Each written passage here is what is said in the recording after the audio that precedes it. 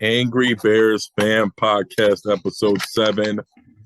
Um, After we just played the Eagles, number 1 seed Eagles, right? In the NFC at least. Yes, sir.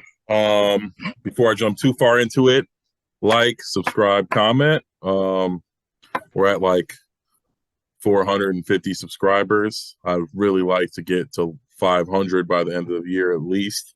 So anybody who's watching right now, help us with that.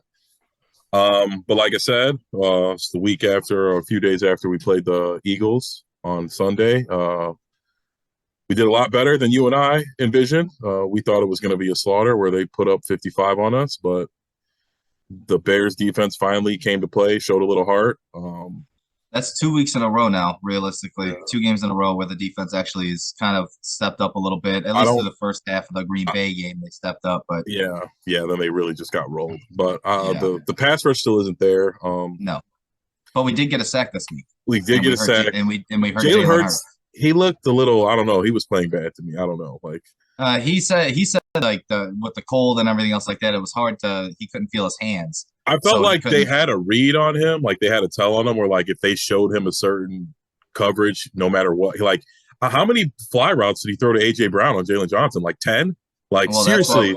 That's what we need to start doing. That's what we were talking about that, Justin Fields needed to start doing was just throwing it up there, those 50-50 balls, because AJ Brown's going to get majority of them. I mean, if he gets 2 out of 10, it's usually pays off. And Jalen Johnston, I've been dogging all year. Yeah, you know what I'm saying? Game. He got burned a couple of times, but that was a real battle between him and AJ Brown, and I loved every second watching that. That was fantastic. Yes, he really came to play. I was really him, Kyler Gordon, Brisker, all those guys. The secondary. It was very encouraging. Yes, very encouraging. The other kid, I'm trying to think of his name. I know his last name's Jones. I don't know. I know he's young, but 31. Jalen Jones. Yeah, he's been flashing to me a lot. Even when everybody was hurt, I mean, we're getting toasted, but he just seems to be always glued to his guy, even on when he's giving up catches. Even DeAndre Houston Carson, played a pretty decent game, and that was surprising for me because he's usually terrible. Just a special teams guy. You know what I'm saying? He's been our third string safety for like 6 years. But I mean, like you said, defense showed up to play. We had some very encouraging signs, some bad news with Jack Sanborn going on the IR, so he won't be there for the rest of the year. That just means that we're going to have to step it up a little bit. Next man up kind of thing. We don't have a lot of talent on that defense as it is, but losing Sanborn, at least we know, going into next year, he's a part of the plan. We have a very capable defensive, linebacker going forward. Now we just need to fill the rest. We're going to have Eddie Jackson out, so that's going to need, we're going to need a safety. We're going to need another corner. We're going to need, 2 rush ends. We're going to need a 3 technique defensive tackle and probably 2 more linebackers to go alongside Jack Sanborn. That's just on defense. Alex Leatherwood on offense. We've been wanting to see. Yeah, I don't. We found out why the Raiders want him. Hassan Riddick made him his bitch. All game, both of them really. Also, Cody Whitehair was just really getting destroyed all game as well. It's like a fucking swinging door. Tevin Jenkins again getting hurt. I'm glad that he was on the practice field today, though, because I mean, I like him, and he is the type of guy out there. But it seems like he gets hurt, gets serious injury every 4 games. At first, I was like, "Oh, they're bringing out the stretcher for a neck. Like this dude just broke his fucking neck." But I could see a couple of different things. What sucks with the whole Tevin Jenkins situation is that when you have, and I'm not going to say that the whole offensive line doesn't play hard.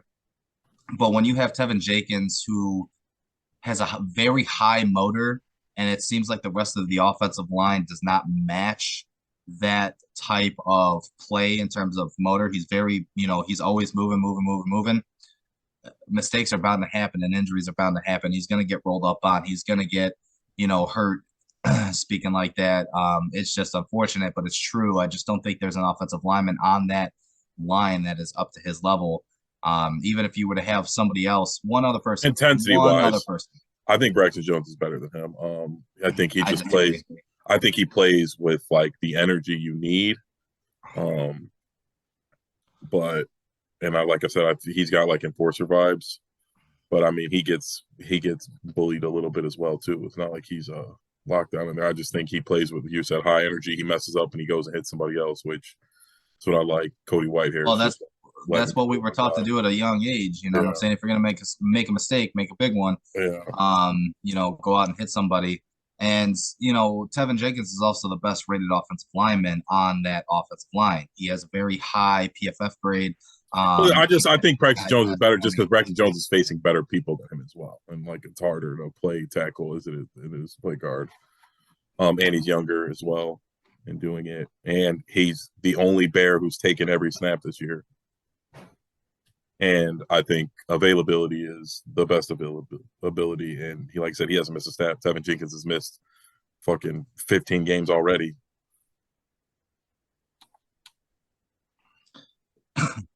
Well, we have another tough test coming up. I'm honestly not that worried after that game. I mean, tough tests, I guess, for the defense, but Justin Fields took 3 or 4 hits I did not want to see him take.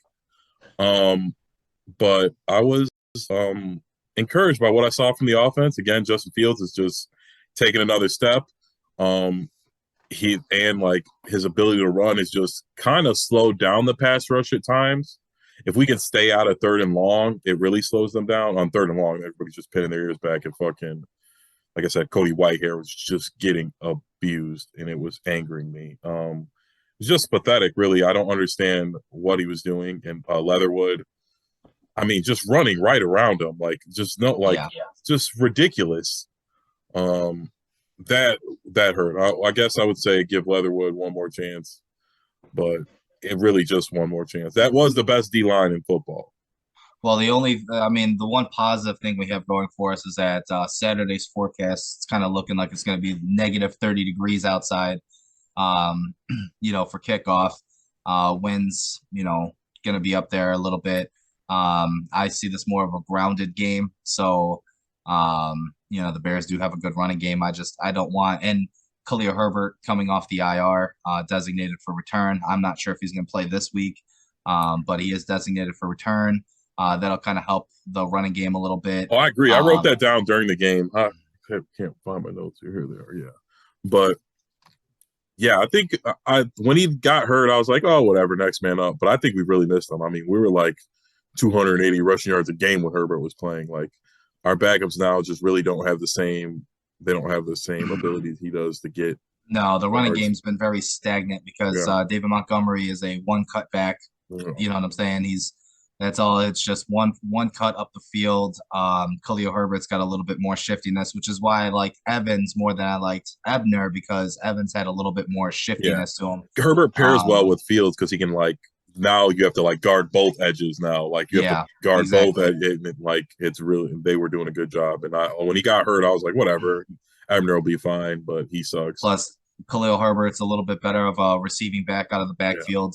He still can't block. Pass pro wise, but that just might be a Chicago Bears problem. He's a good check down option for Justin when things aren't open deep, which seems to be more and more the case. I'm hoping Chase Claypool sees the field this week. I'm hoping Velus Jones is bagging groceries somewhere at a local grocery store. Cut him. That was I don't understand. I mean, I get it. You know what I'm saying? The pressures of being an NFL player, high expectations, things like that. But one of the number one things as an NFL player on offense is ball security, ball security, ball security. Tuck that ball away. Yes. And he does not seem to get it. I mean, we can go back to some of the people who had, fumble problems. The only name that pops off to me that I can think of that had fumble problems that, resurrected their career was Tiki Barber. Other than that, I can't think of a single player that was, fumble prone and we're like, oh no, we're going to let him back on the field kind of thing. Those types of guys don't have long careers. Velus Jones isn't getting open. He's not doing anything. It's not like, oh, he's breaking a 30-yard run and fumbling it on the end of the run. Yeah, it's been that. I think Ryan Poles needs to come to the conclusion that he fucked up on that pick. Just cut your losses. Move on. I mean, they're probably not going to cut him by the end of the year. It'll probably be an off-season move. Yeah. But he doesn't need to be in a Bears uniform next year. Um, it's tough watching this team on a weekly basis, with the exception of Justin Fields, only because you take a look at the talent deficiencies on this roster, and it just goes. You just take a look at the NFC North, right? The only positive thing I can say about the Chicago Bears roster right now is Justin Fields. Couple of play, you have your Jalen Jones, your Jalen Johnson, your Kyle Gordon, you have your Jaquan Brisker, Jack Sanborn, stuff like that. Like we have some pieces, but talent wise, roster wise, looking at the NFC North, Minnesota's got a better roster than us. Detroit's got a better roster than us. Green Bay's got a better roster than us. So what we were talking about a couple of weeks ago with Ryan Poles being that talent acquisition phase, now you have the sole possession of number 2 pick. You got a bunch of money. You kind of see you saw with Miami, you saw with Philadelphia how they built the rosters. You got an in-house look in terms of your own division on how Detroit built their roster. Especially with that trade for Matthew Stafford, getting those draft picks, getting that draft capital, kind of building through the draft. So now the question for Ryan Poles and the Bears front office, as well as us fans, is how do we want to approach this? Do we want to take the long-term approach and kind of do a Detroit rebuild where we're just collecting as many draft picks as possible, 3, 4, 5 years down the road, we're perennial Super Bowl contenders? Or do we go the Miami, Philadelphia route and kind of jump started a little bit with a 1 or 2 year rebuild where, we use the draft capital now, and then after next year, we trade away draft capital for like a disgruntled wide receiver, a true number 1 guy, something like that. As a fan, how would you want to approach the rebuild if you were running the Chicago Bears front office right now? If you were asking me at the beginning of the year, I would have said slower. But just seeing Justin play, I don't think we can afford to wait 2 or 3 years. I mean, I think he'll be ready to go next year for sure. Ready to go, like really at least take us to the playoffs and win a game. So I think we need to address what we address. Our offense has been okay with the shitty pieces we have. I mean, I have no doubt we'll get at least every position will be upgraded on offense. I mean, even if we end up with Kenny Galladay and Marvin Jones Jr., like, that would be better than what we had this year. I don't want Kenny Galladay. No, I don't want either of them. I'm just saying, like, even if we ended up with the bargain barrel free agents, they'd still be better than the guys we had this year, or at least an upgrade to our wide receiver core. But I want somebody better. I think Brandon Ayuk's a free agent. I think you mentioned that.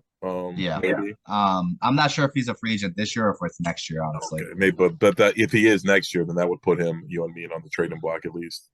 But see, Brandon Ayuk, I like Brandon Ayuk, right? But he's 5'8", 5'9", or whatever. I mean, I want a 1. I'm just saying right now, Justin could play with whoever if we just get him. Yeah, if we get him a couple twos. If you were to tell me, you get like a number 1, 6'1", 6'2", 6'3" guy, and then you had Brandon Ayuk and Darnell Mooney as your wide receiver core. I mean, I really like D-Hop. I think if Kyler's going to be out for a year, D-Hop's getting traded. See, I don't know, because here's the tricky thing with Arizona is that their head coach got a contract extension. Their quarterback got a contract extension. They're going to want D-Hop there regardless of who, you know what I'm saying? If they move on from their quarterback, they're going to want D-Hop there so that their new quarterback can be acclimated with a number 1, wide receiver. If their head coach goes, they're going to, whoever they, the next head coach is, he'll be more likely to be moved if the head coach is replaced as opposed to Kyler Murray being replaced, in my opinion. Well, I don't think Kyler Murray is going to be replaced. I think Kyler Murray's just going to be done for a whole year now, this year and next year. And D-Hop don't got too many years left in him. I mean, I guess it all depends, realistically. If they're going to tank next year. I think they will. Or like Michael Thomas in New Orleans. He doesn't want to play. He's healthy, right, and not playing, right? They say he's like a healthy scratch. Yeah. So he's saving his body. I think he might be somebody bargain, Ohio State or Justin Fields. I mean, I'm sure they got a little bit of. Well, we were talking about Arizona, and now that I think about it realistically, if you think about this for a second, if Kyler Murray's going to be out next year, they can realistically they can go and trade D Hop and just do like a tank job or whatever for Marvin Harrison Jr. Yeah. To be their new number one. Because I think next year you're gonna have two quarterbacks at the top of that draft. You're gonna have Caleb Williams and Drake May. I think both guys will probably be picks number 1 and 2 in the draft.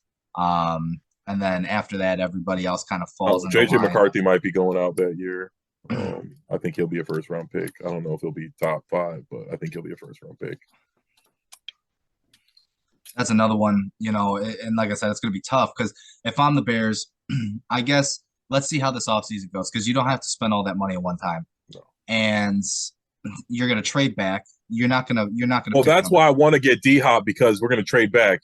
So I'm assuming at some point in time we're going to be getting a free 5th or 4th round pick in these trade backs. So it'll be a free trade. D Hop's only going to go for like a 4th. So maybe a 3rd at best. And it's like I feel like we're going to get an extra one, and I can't think of anybody older who's like I don't think I really wanted. I think I personally felt we should have went for DK this offseason somehow, and like traded our next year's picks for him, whatever. But I guess that would have sucked. But I don't know if DK will be available. Debo probably won't. Maybe, like I said, I don't know if there's anybody to go get. Maybe T. Higgins or Boyd or somebody from the Bengals. Maybe they don't. T. Higgins is going to be a free agent next year.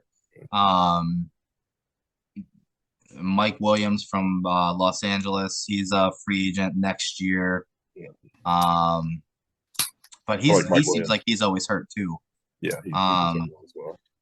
I'm trying to think off the top of my head. It's tough. There isn't a lot. The free agents I've been trying to do some research on. It isn't a lot of guys who are going to be available the next 2 off seasons. So like I said, I'm hoping. Like I said, I think D Hop would be our best bet, safest if he's available. Like I said, maybe Michael Thomas. They say he's a healthy scratch. You know what I mean? They call him. Could you imagine if somehow, some way they pulled the trade and got both of them, DeAndre Hopkins and Michael Thomas? I mean, I don't think it'd be too much. Like I said, Michael Thomas wants out of there. Oh man, could you imagine the lineup on the you would have Michael Thomas, DeAndre Hopkins, Chase Claypool, Darnell Mooney. Just that would be, and possibly Saquon Barkley. I don't think we're going to get Saquon. I think everything Poles has been doing has seemed like textbook shit. So and like signing the best running back your first free agency. Well, here's the thing. Here's the problem too with DeAndre. I think so. There's an out on his contract after this year, if I'm not mistaken. That'll carry like a $19 million dead cap hit for Arizona. It's either 19 or 21. But if the Bears were to trade for him, that first year, so next year, he would have a total cap hit of $33 million. And then that goes down to 26 the year after, because I think he's got 2 years left on his deal. So that would be a $33 million cap hit if the Bears traded for him this offseason. Michael Thomas, I know, isn't that expensive. I know he's expensive, but he's not that expensive. But DeAndre Hopkins at least has been healthy. Yeah. Michael Thomas, there's talks that he's not as hurt as he says he is. He just doesn't want to be there in New Orleans, and who can blame him when you have Randy Dalton throwing you the fucking football? But irregardless, we want that culture change and everything else like that. Do we want to risk bringing in a prima donna me guy, or is that something that I wasn't even thinking about that, but yeah, because I mean, it seems like Matt Eberflus and Ryan Poles are really no nonsense guys. You know what I'm saying? Like they don't want that whole me attitude. But wide receivers as a group, and I'm going to be a little prejudiced on this. Wide receivers just in general are a bunch of divas. Yeah. You know what I'm saying? So you're running that risk anyway. You don't have too many of those guys, like Cooper Kupp or DeAndre Hopkins that are like team guys where it's like I'm gonna get mine, but I want everybody else to get theirs too, kind of thing. You don't get many of those. I mean, DK seems like he's kind of one of them. You don't see a lot of blow-ups from them on the sideline, like, hey, give me the ball. I mean, I guess you kind of saw it a little bit in Arizona with Kyler Murray. I mean, Cliff, to some point, they all, like I said, they're all are. I mean, Justin Jefferson seems like a pretty team first guy, Jamar Chase, but they're all gonna when they're really open, they're gonna say something. But I'm fine with that if, like I said, if it's not in based in toxicity. Like I'm sure Justin, you know what I mean. I'm sure Justin at one point is gonna freak out on the O line and get these guys in order. Like I think he's trying to be diplomatic right now, but I hope next year he puts his foot down more and holds these guys accountable. Like you're out there doing your job at a high level, they could at least do their job the fucking bare minimum. Yeah.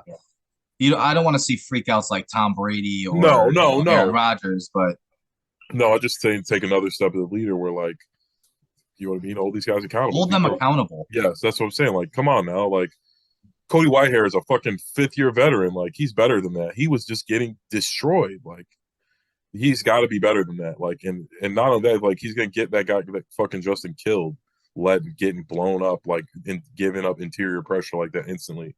Same with Leatherwood. Like it's one thing to get beat, but just to get instantly beat, like come on, like When you have, as a quarterback, when you have less than 2.5 seconds to throw the football, you have no shot. and You it's just got Justin. none. Like you've seen him, like dude, if you just stay in good position and he like kind of beats you, that's all Justin needs is to get away. Well, and see, that's the thing too that we didn't really talk about was that Philly has one of the best pass defenses in the Yeah, entire league, and pass and rushes. Justin Fields posted the highest QBR Yeah, they played of fine. any quarterback in the league against them this year.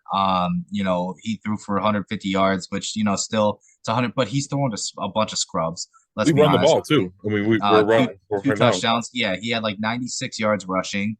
That one escape from a sack and the run that he made was just it's a Ridiculous. thing of beauty watching him run the football and doing He's what he amazing. does because it's amazing. It really is amazing. And he barely stepped out of bounds. Oh man, that was such a Which good run. it makes it even better is just the way he's able to sense that pressure a little bit, and just kind of maneuver his way That's around why I the was pocket and saying get like out. these guys can't like all they have to do is like you could get beat, just don't get clean beat. Like just don't give up. Like let the guy clearly beat you around the edge.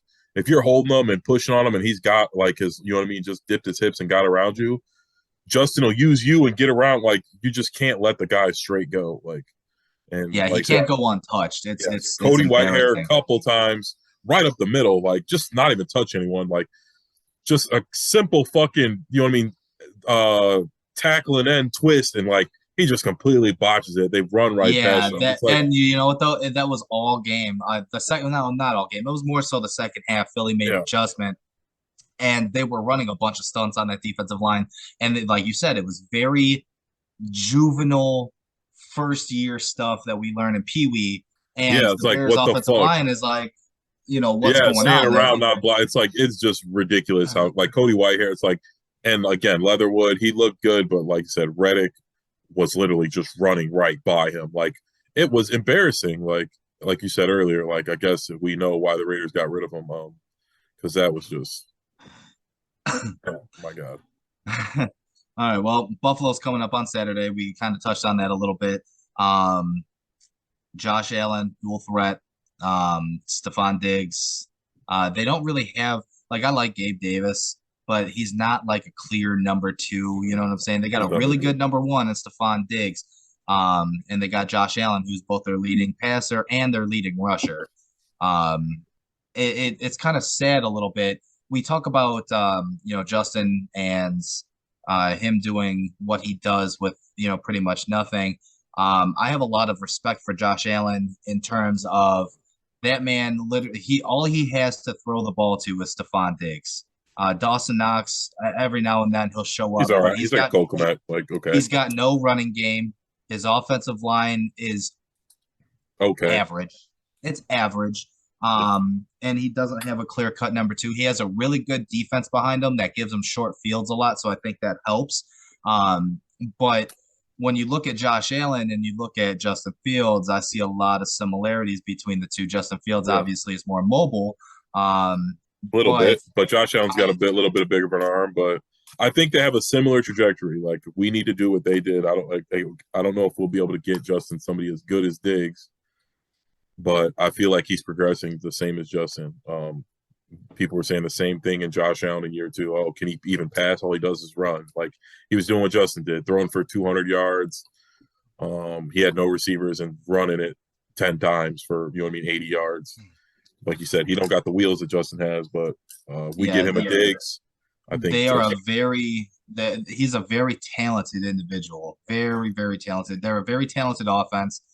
When they're firing in all cylinders, they're really hard to stop just because Josh has that ability to get outside the pocket and make you pay you could for it. see it, yeah, like even in our game, like you could see like the Eagles pass rush is like they're not real like so like I said on third and long they're pinning their ears back. But besides that, it's a really lackluster pass rush.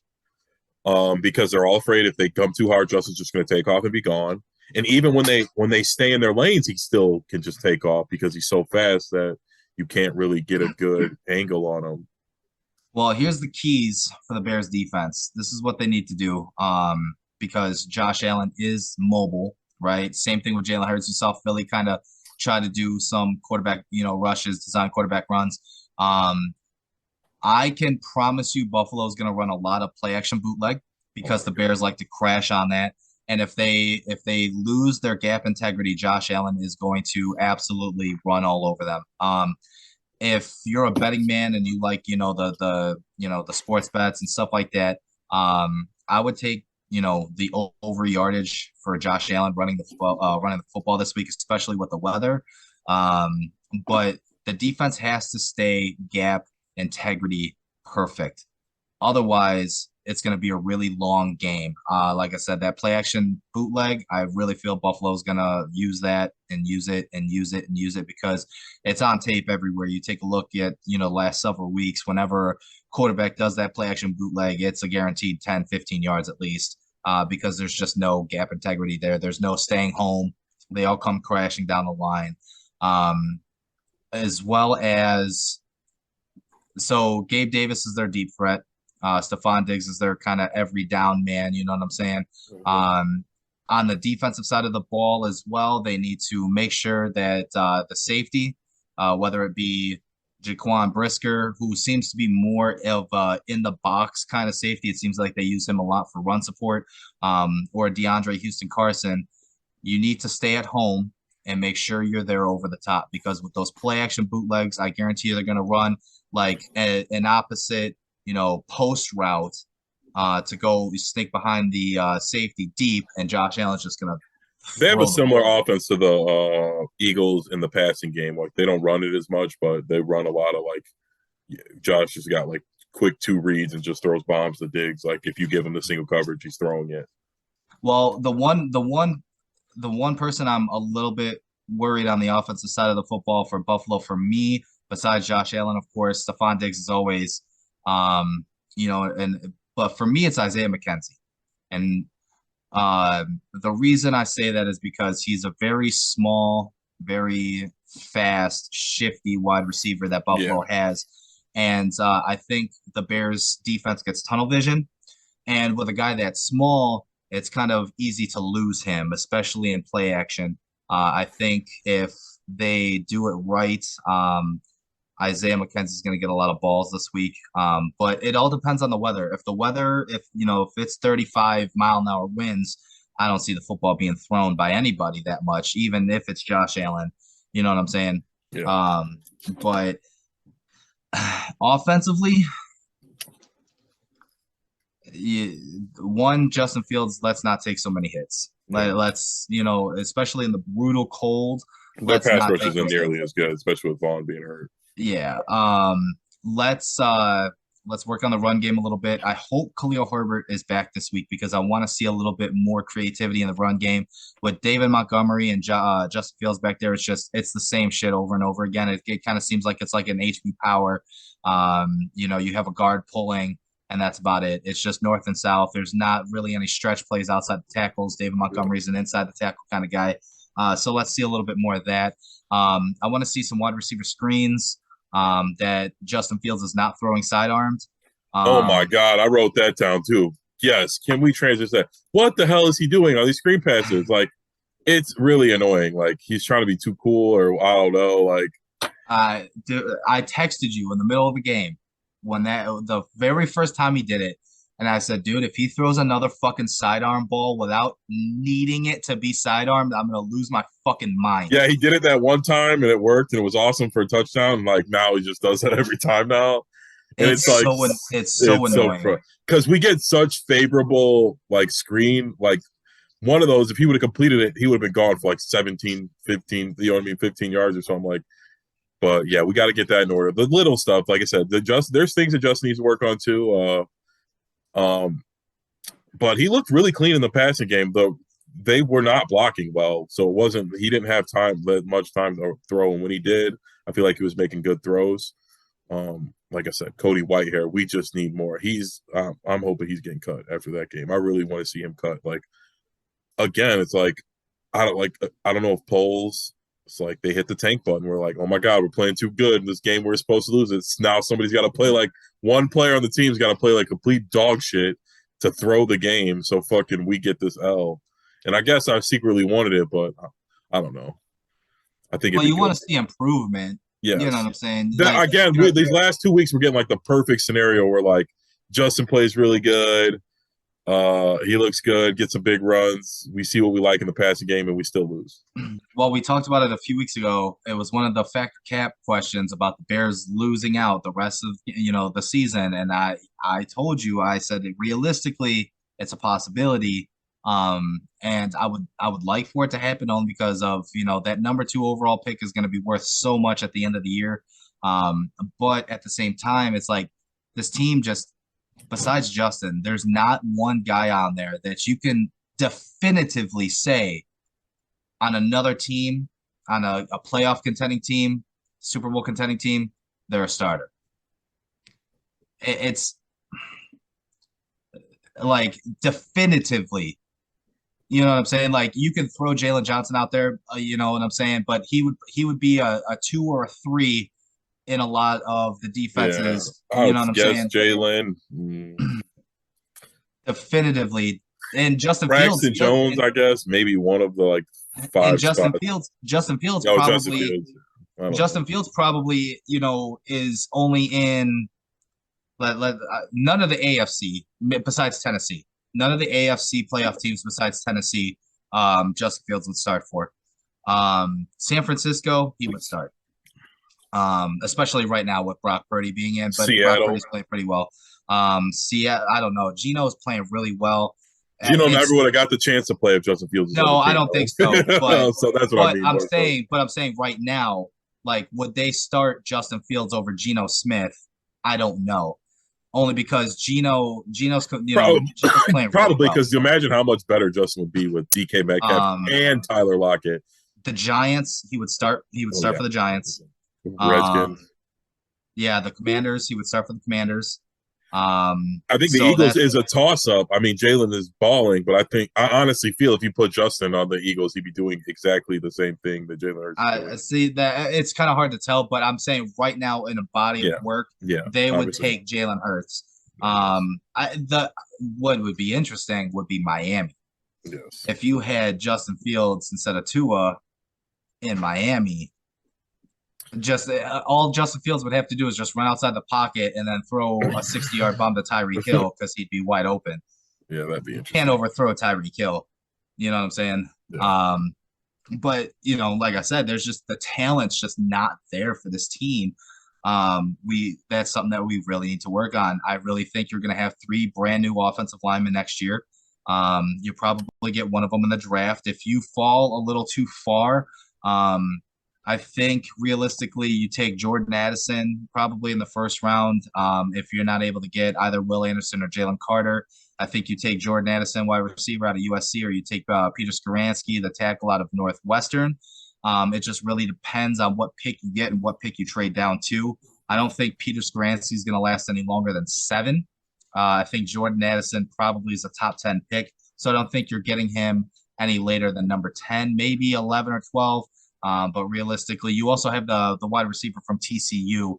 That's going to be a first-round pick as well. I just think Jordan Addison. Ohio State. Yeah, I'm hoping the number 1 wide receiver in this wide receiver class.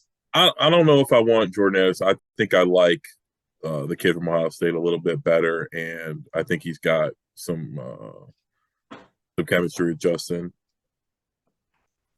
I'm taking a look at size-wise. I know Jordan Addison's 6'2", 6'2" or 6'3", something like that. The kid from TCU, Quentin Johnson, 6'4". The kid from Ohio State's only 6 foot, and I know AJ Brown's only 6 foot. But we were kind of talking about the just a preference in size, I guess. Would be my thing. I wouldn't, like I said, I wouldn't mind Peter Skoransky out of Northwestern. If you're gonna go offensive line at that pick, I wouldn't mind him. There's a number of different options. I mean, we won't know what the Bears are thinking. We can only speculate right now. We Yeah. won't know a little bit until maybe a little bit closer to draft time. Once free agency's over, then we'll have a pretty clear cut idea of what they're going to do. Um, so, as the year moves forward, as the offseason progresses and we go towards that, we'll kind of knock on that a little bit. But I'm pretty sure, that vision will kind of be more clear to everybody else after free agency period's over, what they're going to do in the draft and Yeah. stuff like that. I expect this game with the weather coming up here to be a low scoring game. I think Buffalo's favored by like 8.5 points. I do not have that on my pick list this week, only because there's some that I like better. But 8.5 points still, that's a lot to give a home team in inclement weather. Even though the last time the Bears played in blizzard-like conditions against an AFC East opponent was, when they played the Patriots at Soldier Field when Mark Trestman was the coach, and Tom Brady came in and threw 50 points on us. So hopefully that doesn't happen I remember this that. week. Yeah, because that would be horrible. Um, got anything else? I really like I said Justin. I really liked what I saw from Justin.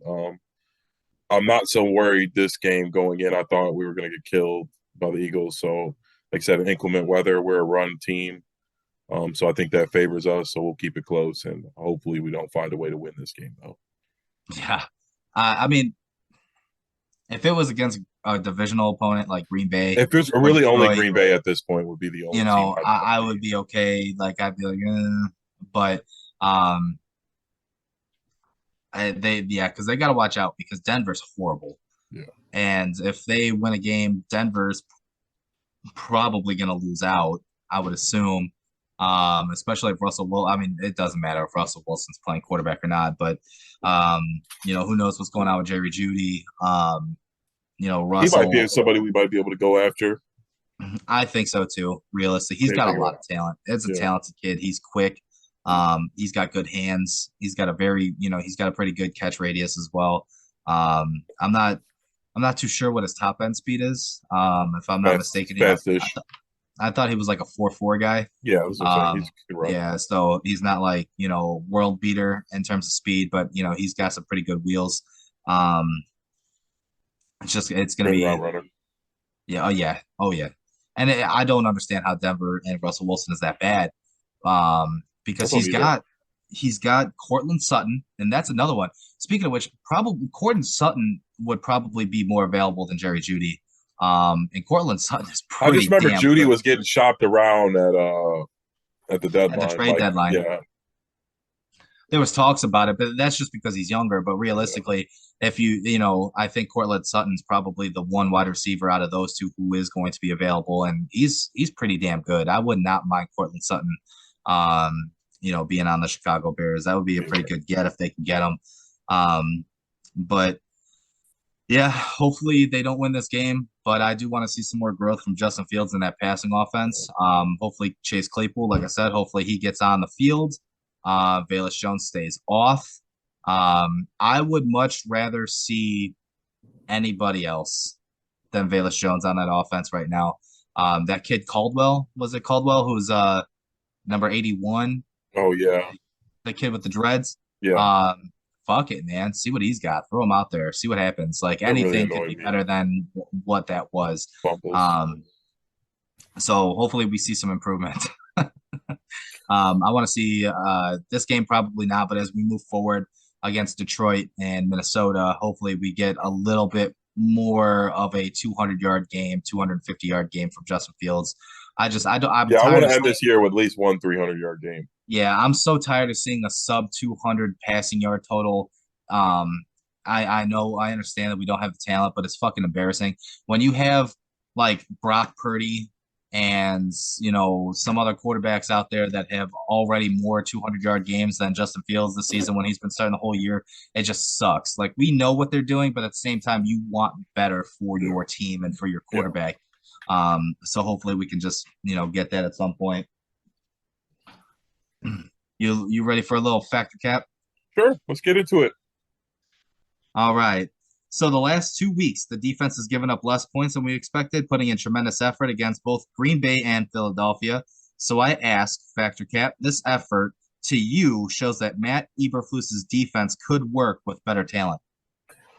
I'll say fact. I don't know if it was more so those games. I kind of saw flashes of it before. There's been plenty of games this year that I thought we were going to get shit on, and they did a lot better than I expected. And that is what he kind of did in Indianapolis, and that's what the Bears have always done with lesser talent. But there are still things like he's got. I don't know if we need a new D-line coach or what, or maybe it's their philosophy, but we need some like fucking intensity. We shouldn't need all pro guys to get one fucking sack. Like we don't like those 4 or 5 guys should be generating enough pressure. At least give them some kind of be afraid of. Like they're not getting any push. Yeah, I think the Eberflus defense is very similar to Lovey's Tampa 2. It's very, cover 2 oriented. A lot of, get pressure with the front 4. But of course, that defense only works when you have pressure from the front 4. So for me, it's a little bit incomplete. I mean, it's a bend but don't break philosophy, and we did see, signs of that a little bit earlier in the season. But as the season progressed and we traded away Roquan and we traded away, Robert Quinn, it kind of got away from us a little bit. And it starts with stopping the run. And we have no run stoppers. We got no pass rushers. And that's a recipe for disaster. When you don't have either, if we could have one and we'd be okay. We'd be middle of the pack, but we have neither. We don't have a run stuffer or a pass rush. And that's terrible. That's the terrible defense recipe. looked so much better with just Robert Quinn on it. I don't get it. I don't get it. That probably because he was getting double teamed. Yeah. You know what I'm saying? Helping and it was, out. you had one extra offensive lineman. It was more like everybody else is getting one-on-ones. Now, I mean, you have 5-on-4 every play because you're not bringing pressure. Yeah, they all suck. Yeah. All right, so Jack Sanborn went on the IR with an ankle injury and is out for the remainder of the season, but he has filled the void left by the Roquan Smith deal, filling the shoes and being a playmaker. So I asked Fact Cap, Jack Sanborn is your starter at middle linebacker next season. That is fact. Is he playing middle linebacker right now, or is he playing middle linebacker? Okay, Yep. I didn't know if he was playing Will. Okay. I know I just a lot of times they're all like shifted and lined over. I didn't know exactly where they're playing, but I will say fact. Yeah, I really hope to see him back healthy. It's just his ankle, so they're just shutting him down for the year. I think that shows. I think that shows that they want him back next year. I think he proved it. Like I said, before the first episode we did this before, like I said, I saw Jack Sanborn pop to me in the preseason. Like, well, I don't know what it was, but for whatever reason, he flashed to me. He was making a lot of plays. Like I said, I couldn't tell you exactly what it was. His name, I remembered it. I remembered his jersey number because he was all over the place, and he proved that he's an NFL player, and that was at least good. No, I agree. I've been praising him all season long, especially after that Roquan deal. He's a player. He's a playmaker. You can't teach heart. Yeah. You know what I'm saying? You either got it or you don't. And he's like the little engine that could. He was the one that was told, probably told he was too small to play. He's got this chip on his shoulder. He's going to prove everybody wrong. Studies. He's probably in the weight room. That shit's infectious. Other guys start doing that. And he's used it as motivation, and it's worked to his advantage. He's I think he's going to be a really solid NFL linebacker for years. The next 5 to 7 years, I think, are Jack Sanborn's in Chicago. So. Yeah. Number 3, Khalil Herbert was designated for return from his stint on the IR this week. Coming back will rejuvenate a run game that's become a little bit stagnant with just David Montgomery. So Factor Cap, Khalil Herbert needs to use these last 3 weeks of the season to prove that he can be a feature back in the NFL. Oh, that's for sure. He definitely needs to do that. And like I said earlier, think he's even better than I thought he was before. Just because like I thought it was going to be next man up. It was Justin Fields and the O line and but none of the guys, not even Montgomery, can replicate what Herbert was giving to us. And I thought, like I said earlier, they was a big like him and Justin was a good pairing because, like I said, now you got to protect both edges. And Justin and Herbert, if you oversell on the edges, will both take it right up the middle and be gone. So um, I'll be happy to see him back, and he does need to use this time to either stay on our team. I don't know what his contract's like, but I think it was a third round pick, so this will probably be his last year in his contract. No, Khalil Herbert's still under contract for Okay. us next year too. Okay, then that's good because then it'll be our back, our you know what I mean, first or second string next year. Well, what I would like to see too is if he does come back this week, I would like to see a little bit more of 22 personnel. That would be awesome. Have both Herbert and Montgomery in the backfield. Um, just because now you have the Khalil Herbert threat of catching the ball out of the backfield. You got David Montgomery in between the tackles, Khalil Herbert outside of the tackles with Justin Fields. And I'm not saying necessarily you have to run like an option, but even if you were to run like a read option where you have you could go either way, crisscross with, either David Montgomery or Khalil Herbert, and you're putting a little bit more pressure on that. You can run a lot of RPO out of that. I just think that, that's something that maybe Luke Getsy kind of works into his offensive game plan a little bit. The times that they have had the 22 personnel out, it has worked really well. It seems like, that I think they're getting like 5 or 6 yards per carry out of that personnel. And they're running some RPO out of that as well. So that's what I want to see more of too. All right, so number 4, the Bears take on the Buffalo Bills Saturday, and temps are expected to be in the -30 range with wind chill and winds up to 55 miles per hour are possible. The last time the Bears played, we talked about this, was against the Patriots when they lost, by like 50 points when Mark Trestman was the head coach. So I asked Factor Cap, this game will be a lot closer than most people think and will not be a blowout. Um, I'm gonna say Cap. I do think they were been playing close, but I do think they're gonna put it on us. I think we'll score a couple just because we got Justin Fields, but I think we're gonna lose like Is this a 10-point plus deficit for them? yeah, I was gonna say yeah, 17-30, something like that. It's supposed to be that. really cold, but and a little windy. But Josh Allen's from Buffalo. He's not from there, but he's used to playing in Buffalo. He's got a big arm, so I don't think it's going to slow them down too much. And he can run too, so I don't think it's going to slow them down too much. Yeah, I see this game going.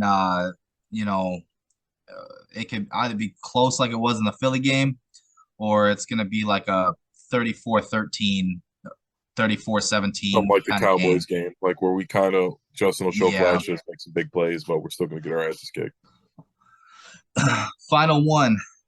The drama for the Chicago Bulls continues as reports are out that Zach LaVine and the Bulls are, quote, not seeing eye to eye. Over the last 2 weeks, there have been several meetings LaVine has had with Bulls brass, coach Billy Donovan, AK himself, as well as star player DeMar DeRozan. So I asked Factor Cap, Zach LaVine needs to be gone by next season. I would say big facts. He's just I don't know, like, and now it feels like now they're saying that he's blaming everybody else type. Like I watch a lot of Bulls games, and he just doesn't play any defense. Um, doesn't move around that much off ball, and like I said, I've always thought he kind of pouts when DeMar is cooking. I think he's very soft. Like you were saying, he pouts whenever DeMar's going off. From what I understand, I read on Twitter that there are reports out there that now he just wants to go to the Lakers. Like he just doesn't want to be in Chicago. I don't know why he would have signed the max deal. I mean, probably because we were the only ones offering it. But he doesn't want to be here anymore. I don't think the Lakers got enough like that. I don't think they should do that for Zolvine. Send him somewhere else. Yeah, I don't think they should give him what he wants, but he needs to be gone. We were talked about this last week where we said the Bulls need to blow it up, and they absolutely need to blow it up, and that's everybody. That's LaVine, that's DeMar, that's Vooch. You already know what this season is. It's a lost cause. It's time to start over and rebuild, and you're just gonna have to cut your losses. And unfortunately, that's just something that you're gonna have to bite the bullet on this if you're AK. It sucks as a Bulls fan. especially because we had such high hopes when Lonzo was here, and things now we don't know what Lonzo's future is with Chicago, especially with this setback and the knee injury. This drama with Zach LaVine, the horrible trade for Vooch, where now you're possibly giving up 3 lottery picks for Vooch because Wendell Carter was a lottery pick, a high lottery pick. And your the next 2 draft picks for you, first rounders, are top 4 protected. So if you're not getting the top 3 picks, or top 4 picks, your picks are going to Orlando, and that's a horrible trade for Vujicic. It's I don't know. We talked about the general managers in the city, and how things need to change. Um, and I think it's time for the Bulls to admit their mistakes. Zach LaVine is trash. Yeah. He's soft. He's a whiny baby. Um, you know, we talked about drama and, just prima donnas and divas, and, he's one of them. DeMar DeRozan's a consummate professional. You won't hear that shit from him. Even when he was traded from Toronto to San Antonio for Kawhi Leonard, you never heard DeMar DeRozan bitch and complain. You know what I'm saying? Yeah. And Zach, I don't know. I didn't think the situation was that bad until I read some of the stuff on Twitter and Bleacher Report, and hearing some of it on ESPN. But I guess it's gotten really bad. Yeah. Oh, ready for the picks this week? Yes, sir. All right. I was 5-0 last week. I'm 9-1 the last 2 weeks. So if there's a lesson to be learned in all this, it's that I will make you money if you listen to me. All right. So this week I have Jacksonville. They're getting 1.5 points on the road against the New York Jets. I have Detroit covering 3 points at Carolina. Minnesota's getting 4.5 points against the Giants. They're at home against the Giants. I have them covering that. I got the Las Vegas Raiders covering the 2.5. They're getting 2.5 on the road in Pittsburgh. And I have the LA Rams covering the 2.5 points. They're getting 2.5 against Denver. And that's at home against Denver. So Jacksonville, first and foremost, I think they win that game outright. I think Jacksonville wins out, and I think they steal that last playoff spot in the AFC. Well, Tannehill's out, right? So the Tannehill out for the year, they might just win the division. Yeah. And they're kind of Jacksonville's a hot team right now. Yeah. You go with the Trevor trends. Lawrence is like the best. He's been the best quarterback since week 9. Yeah. Saw that Nick Wright thing too, huh? Yeah. I hate Nick Wright. I can't. He be having the facts though. I can't. I don't like him. He's like the sports version of Ben Shapiro. Like he's a fucking annoying piece of shit, but he's always got the truth. Detroit on the road against Carolina, they're getting 3 points. Carolina's been, better, but they still have Sam Darnold playing quarterback, and Detroit is just as hot as anybody. It might be a little bit of a trap game for them, but with the way they just beat the Jets on the road in New York, Carolina obviously is not as good as the Jets. I think Jared Goff continues his hot streak against a very beatable Carolina secondary. I think Amon-Ra St. Brown has a huge day against Carolina. So I'm going to take them to cover the 3 points. Minnesota, I was kind of on the fence about this because they are getting 4.5 points against the Giants. I see it as a touchdown game, like 24-17, 31-24. I bet the over on the game. I believe it was 47.5, and I bet that. It was the 4. I don't know. I think it's gonna be a tie. Minnesota is a weird team. I don't. They are. They're very weird, and their point differential is, for a 10-3 team is, the worst in NFL history.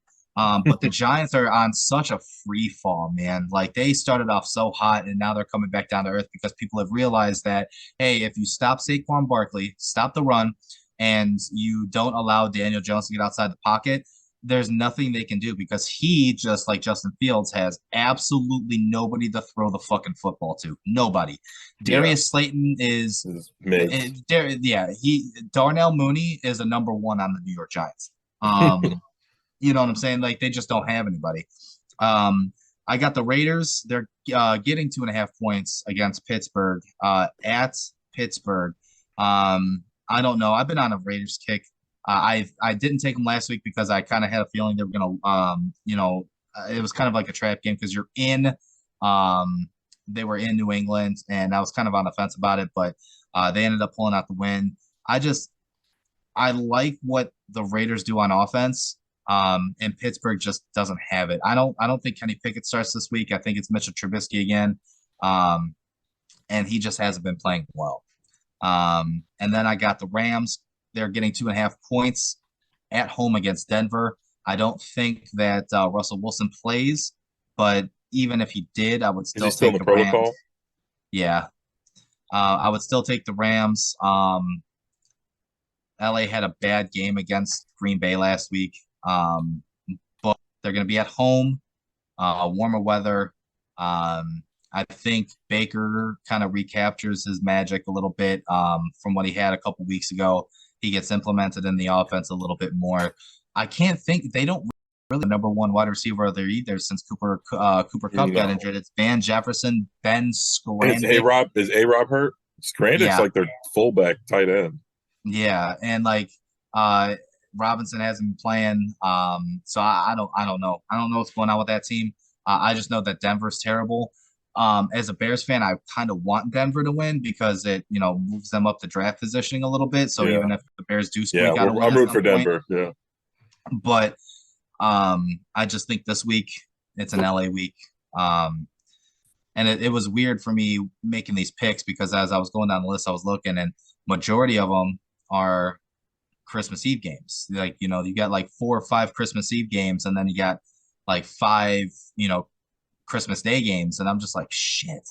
I didn't know, it's kind of hard Damn, to, I didn't think about that either. I didn't remember, I forgot which day was which. yeah, it was really, really tough for me. But yeah, so those are your money making plays for anybody who listens to me as you could think of me as a guru. That's okay. I wouldn't mind that. Like I said, 9-1 in 2 weeks. If you had parlayed my picks last week, you would have made like $600. Just saying. Think about it. Even if you want to play them, one by one, that's still. I have not had a losing week this year. I've been either 3-2 or better. So I'm making you some money. All right. Like I said, I've been really looked. I've been waiting. I usually wait till Saturday to make my picks. Well, I guess it'll be Friday because most of the games are on Saturday. But I did like the over in the Minnesota New York game. Yeah, I think Minnesota's going to put some points up. All right. That one was. I guess it wasn't that quick. It just began quick. A good conversation. Hope we see good things from the Bears. It'll be a cold one. Hopefully Justin stays nice and healthy. And it was fun. I will see you next week, buddy. Yes, sir.